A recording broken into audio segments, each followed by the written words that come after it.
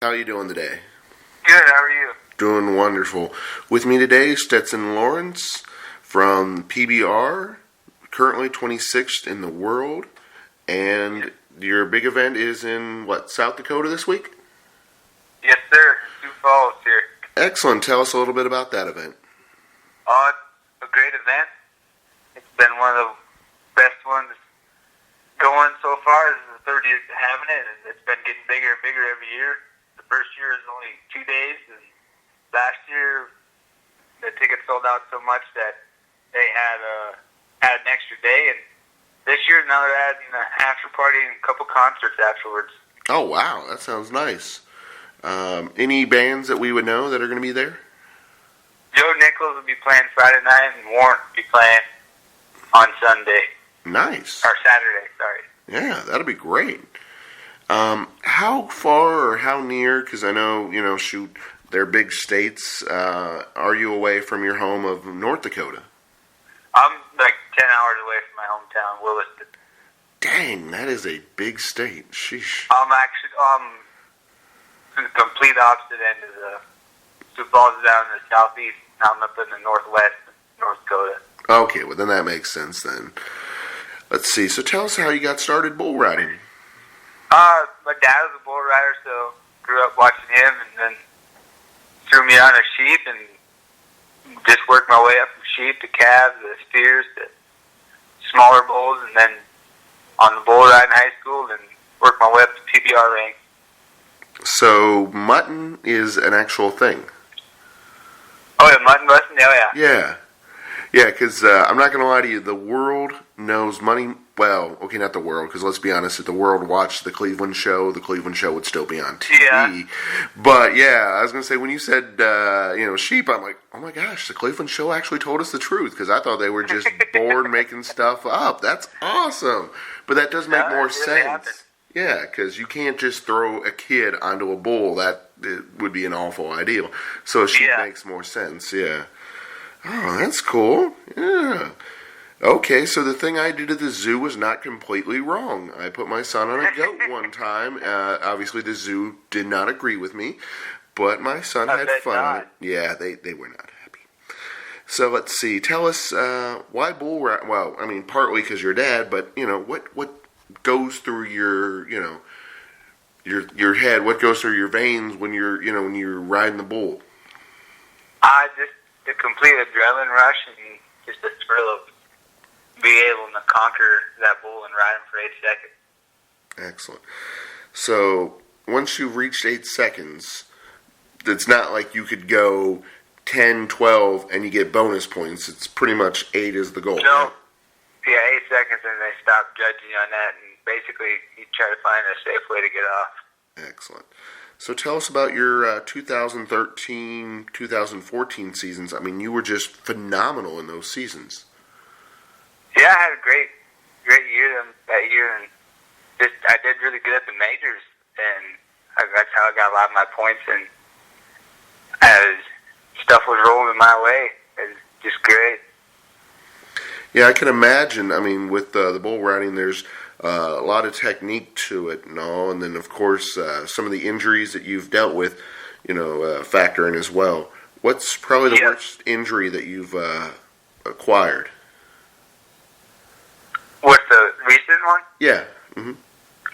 The most recent injury I did was I tore my PCL in my right knee. Ooh. So that's got to make it rough, even just getting onto the bull, more or less staying on. Yeah.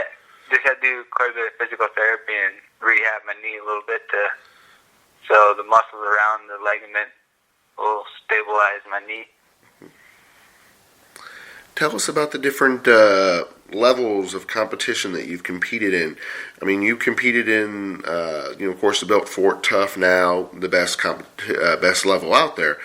But you've done, the Touring Pro Division, U.S. and Canada, and you did the Blue Deaf Velocity? Yep. So what's the differences in these tours, and what's some of the good and the bad? The main difference is the Built Fort Tough and then the Velocities and all those other ones are pretty much the same. But the Built Fort Tough tour, you're going to get on and do elite bulls in the world. Like, they're usually bring the best bulls in the world. Like this weekend, you're going to see the top end bulls. It's going to be jam packed with cage bulls, burger bucking bulls, like the good guys, and that put their hard work and money into breeding and buying the top end bulls. Excellent. And then on the touring pros, you're likely to get on more rider-friendly bulls, as we like to say. Okay, so that makes sense. Yeah. Difficult. So, like, the Built for Tough is more the competition aspect of it, where the touring is more kind of showing the beauty, the artistic aspect of bull riding. Okay. They got some bulls, but it's not the whole pen of them. There's like one or two of them down there. And just allows you to show you off your ability and say that you are good enough to be at the Built for Tough level. Nice. Okay. So, who are some of the meanest, scariest, baddest bulls that you've ridden? That I've been on? Yeah. I wouldn't say they're mean and scary, but the terminology we like to use is the rankest bull I've been on lately was Pearl Harbor. I got on him a couple weeks ago. And, man, that bull is something else. There's a lot of power there. Yeah, because, I mean, when I say mean and scary, obviously, you guys are not scary. But to us, I mean, wow, those things just look so intense. Yeah, they are. Yeah, there was one in particular I was going to ask you about. Let's see, it wasn't Footloose or Good Time Charlie. Let's see, Stone Sober. Yeah, that's the one I was going to. I hear that's one of the tougher ones out there. Yeah, he's one of the top end bulls too. And yeah, I got on him. Yeah, in the American a couple years ago, and I did pretty good on him. He felt me riding him, and he figured out a way to get me off, and that way it was in the spinning to the left, so first 5-6 seconds, and right at 7 seconds, he took a big jump forward, and it got me strung out and bucked me off. Yeah, I was going to say, even with him being one of the better bulls out there, I mean, you still pretty much almost lasted the 8 seconds, 7.73. I mean, that's... Yeah. I mean, 0.27 seconds is pretty dang close to... Yeah, that's amazing. Well, if you knew the whole story, if I stayed on that bull, I'd have chances $1 million. Oh, wow. Shoot. That's yeah, that one. Yeah, so, okay. I don't forget that one. Yeah, I can imagine. Gosh, yeah, that's got wow, $1 million. That's awesome. Now it makes sense why you guys want to get on there, because I ain't gonna lie to you, when I saw one of those bulls in person, I was like, whoa, you ain't talked me onto that. But, it's, like you said, it's a family thing. You grew up loving it, so that's awesome. Yeah. Let's see. So who are the best riders of all time? Who's the Mount Rushmore? Riders of all time? Yeah, like if you were, when riders, sit around and talk about, like in course in baseball, it'd be Babe Ruth and Ty Cobb. Yeah. Who's your guys? My best boy of all time. I got start with Lance Rod. We would go to the Chris Shivers and Justin McBride and Michael Gaffney. The list could go on. I think they're all great, but nowadays, like, still riding, one of the greatest guys, probably JB, one of the more guys that's tamed the beast, or the dragon, you call him. Mm-hmm. And, yeah, I guess that's about it. Okay. So who's the guys that we need to know for the future? Because obviously you're currently one of the better ones, but who's coming up? Yeah. Jeff Lockwood and then Derek Kababa. Those two young guys getting it together. They'll be around for a while. Excellent. So tell us about a tribe called Red. Yeah, I heard it one time. I don't know how I come about hearing it. And I just love the beat of the music, and it just gets you going. So I told the sound guys PBR I'd like to play that before I get on and Wild Ride. they get just stuck, and then Flynn heard it, and then afterwards, and then we inquired the dancing, and so which is awesome. It's great, good for the crowd, and gets the people excited too. So exactly, anything that gets the fans involved and gets them psyched up, gets you pumped up, I think is a great thing. So, of course, with you doing the dancing, that brings us to the current cowboy that dances, Bonner Bolton. Any chance you're going to be the next cowboy dancing down the road?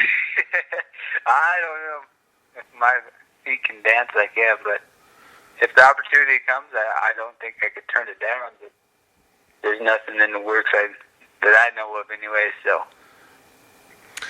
I was going to say, this is probably a dumb question because there's probably fans that your current shows that already do this. You had a show in Little Rock, and apparently now in Arkansas, you're allowed, well, not now, but in the near future, they're going to allow people to bring in firearms to the venue. Any thoughts on that? Well, hopefully, the only thought I have is hopefully the people that are carrying them are sensible and not crazy, I guess. But I just said Arkansas, so that kind of avoids that. Yeah, I was going to say. I did want to throw it out there. Yeah, I know, but